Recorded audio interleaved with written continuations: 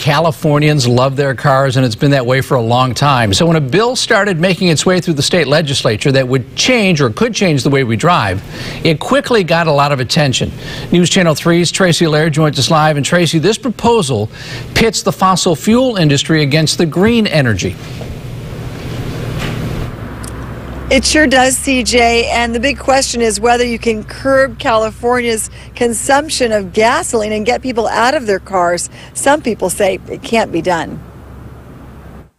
It's about making it harder for regular people to drive to work and drive home each day. Ads opposing Senate Bill 350 are already out. The bill, backed by Governor Brown, calls for the reduction of petroleum use in cars and trucks by 50% by 2030. Well, of course, the people who are going to sell 50% less petroleum are not only going to have questions, they're going to have a fierce, unrelenting opposition. So let's be clear about that. While supporters call it the Clean Energy and Pollution Reduction Act, opponents call it the California Gasoline Restriction Act. The California Gas Restriction Act of 2015 will restrict the use of gas and diesel in California by 50%. Supporters compare it to legislation that spawned more fuel-efficient cars. It's better for climate change, and if you look around this town, particularly, you see a very high percentage of Priuses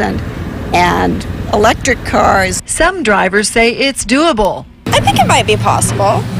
I think that it'll be hard, but in Santa Barbara it's easy to get around without using much gas. But the bill is only in committee and has a long way to go. I think the reality of it is it's a pretty broad brush here, and I think it'll have to be looked at. I don't think it's going to pass. If it did pass, the Air Resources Board would try to adopt ways to increase renewable energy in buildings and on the road.